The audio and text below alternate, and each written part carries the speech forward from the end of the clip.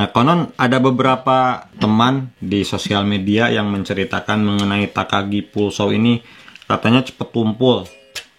Logikanya begini, kalau ada orang yang menyebut bahwa mobil sedan Mercy itu jelek karena tidak bisa mengangkut pasir atau tidak bisa mengangkut kayu, apakah dia benar atau salah?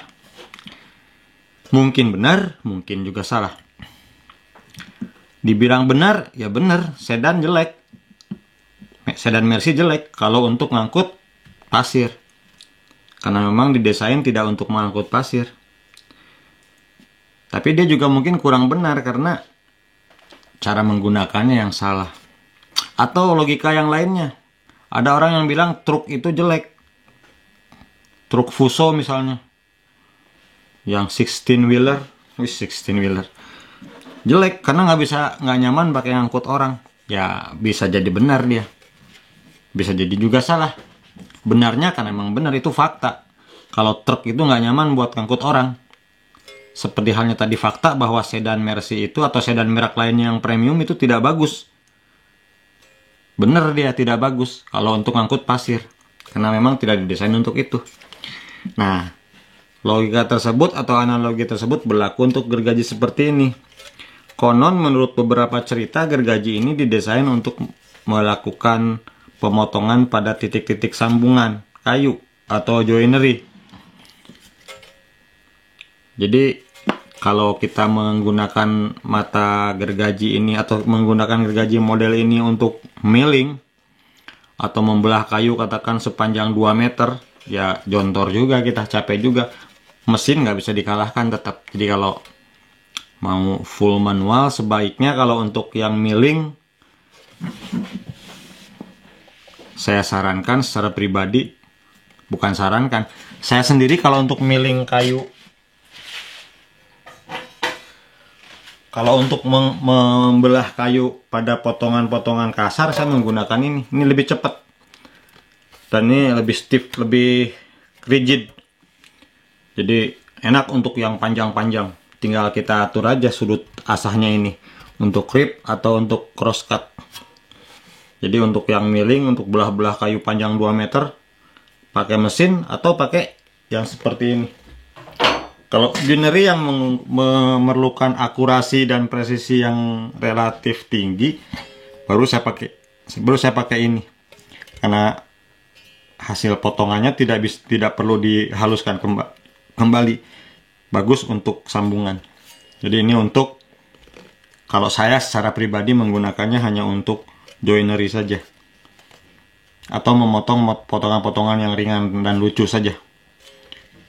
Dan konon kata orang Jepangnya, kata orang Takaginya, dia bisa memotong kayu lunak, sedang, dan keras. Cuman untuk, dia ada catatan, kalau untuk kayu kerasnya harus penuh kesabaran. Jangan dipaksa, nanti kalau dipaksa akan merusak mata potongnya. Itu catatannya.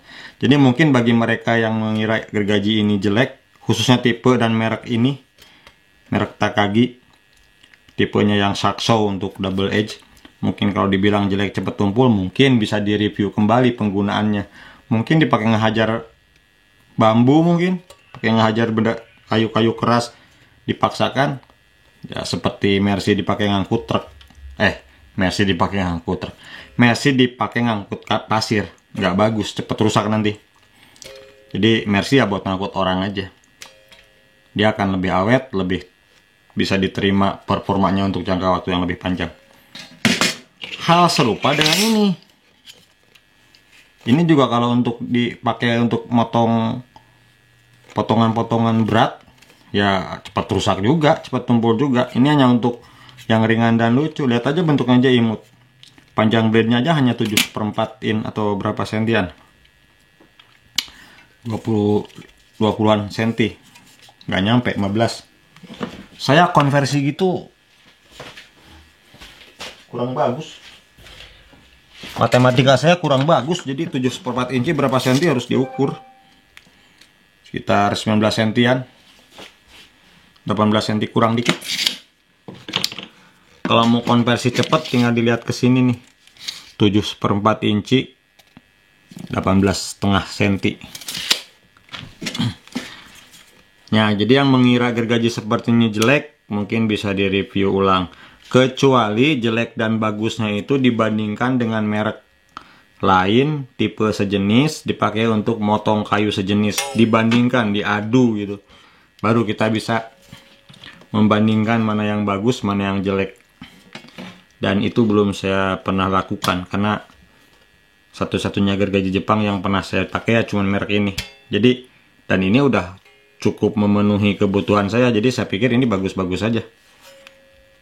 Jadi ekspektasi saya belum bertambah. Masih puas dengan gergaji merek dan tipe ini. Ini fleksibel, ini juga fleksibel. Jadi itu ngomong-ngomong mengenai gergaji Jepang. Bagaimana saya cara menggunakan gergaji ini? Mungkin saya bikin video lain nanti. Karena menggergaji itu, saya bukan janji ya tadi bikin video. Kalau sempat mungkin insya Allah suatu saat saya bikin video. Karena menggunakan perkakas itu sepertinya tidak ada benar, tidak ada salah. Yang dilihat hasilnya dan prosesnya. Kalau hasilnya bagus, prosesnya dia selamat, nggak ada jari yang kepotong, berarti dia benar. Terlepas mau benar versi siapa, kalau Anda memotongnya dengan cara megang, motong begini, ada yang begini, ada yang begini, ya itu nggak ada yang gini bilang salah, gini bilang benar. Itu dikembalikan ke ergonomis. Cuman ada namanya best practice. Atau best practice itu apa ya? Atau common practice. Posisi-posisi umum yang digunakan kebanyakan orang untuk memegang gergaji agar dia ergonomis, aman saat pemotongan, tidak ada jari yang keputus, tidak ada kuku yang hilang, dan hasilnya bagus, dan tenaga yang dikeluarkan efisien.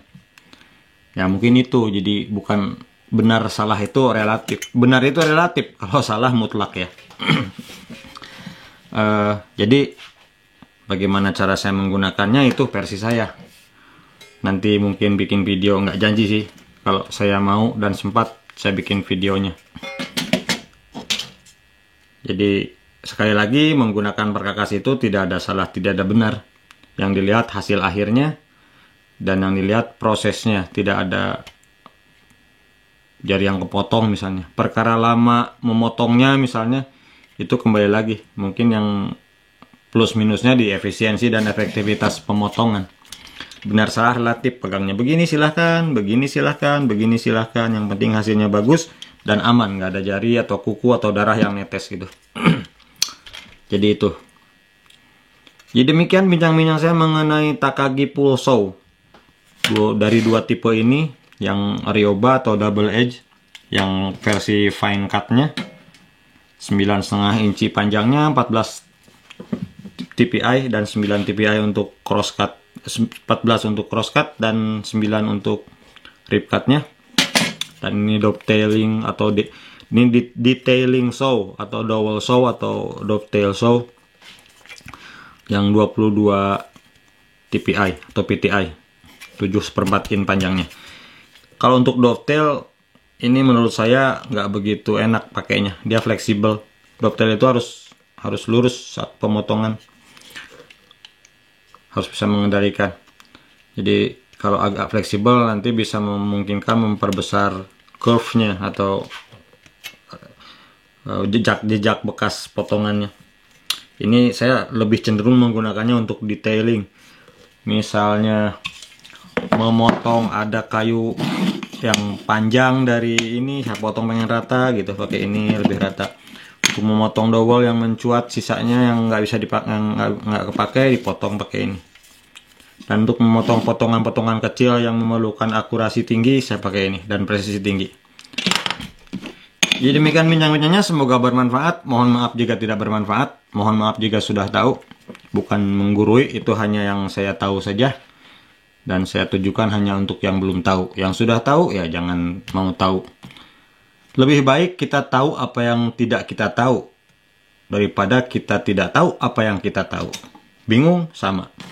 Demikian, terima kasih sudah menonton. Sampai jumpa di video yang lain. Insya Allah kalau ada videonya. Bye-bye. Ada saran katanya kalau perkakas jangan dilempar, taruhnya pelan-pelan.